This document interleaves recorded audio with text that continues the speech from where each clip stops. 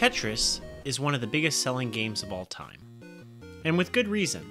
It's simple, and it's exceedingly complex. It's addictive, and it's pure, and it's great. But the question that video game makers ask next is, how do you sell more Tetris when literally everyone and their mother already owns Tetris? Tetris sequels and Tetris spin-offs and Tetris variants, of course. In my childhood, there was Tetris 2, which instead of focusing on removing lines, focused on matching colors between tetronymos, sort of like Dr. Mario or Puyo Puyo. I also had Wordtris, where you spell words out of falling blocks. But today, we're going to look at Fortress, one of my favorite Tetris concepts. Fortress takes the standard Tetris game of falling blocks and then asks players to build a super strong tower out of those blocks to ward off space aliens or dragons, and the longer the tower survives, the better. That's really it. It's Tetris crossed with a tower defense game, and there are dragons, or UFOs, or pirate ships.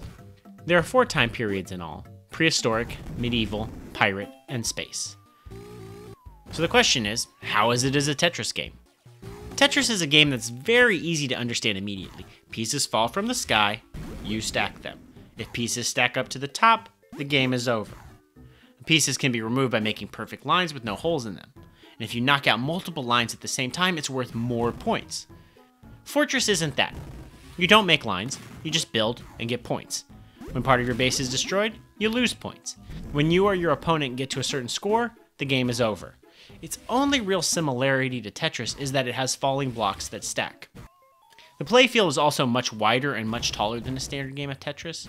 The standard Tetris well is 10 squares wide by 22 squares tall, and all of it is visible on the screen. Making the playfield bigger has the benefit of allowing the player to create a bigger, more imposing castle. One of the key strategies at the beginning of the game is to spread out as wide as possible to prevent your opponent from having as much area to develop. But it also means I can't see my whole castle. So I can't see where I'm dropping my pieces. I have to nudge them down into position before I can do a quick drop.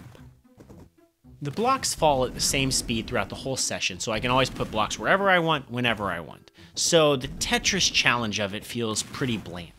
Tetris works best when it's at the frontier of your ability, where it's not too easy and it's not too hard. And as a Tetris game, it's too easy, which makes it boring. And as a tower defense / real-time strategy game, it's a little too impenetrable. Disclaimer, I may be too dumb for this game. The IGN review when it released in 2001 suggested it needed a tutorial mode to make it easier to understand. That's probably accurate. There's a lot going on and I don't know how all the variables work together. Usually strategy games hide their tutorial in small levels, each level adding a new gameplay element so the player can learn each thing separately. That might have been nice.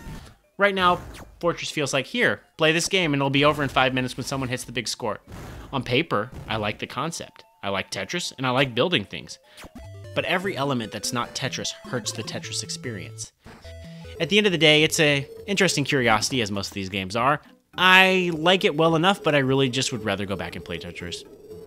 Thank you for watching. That was a game, and we'll be back next time with another Tetris spin-off.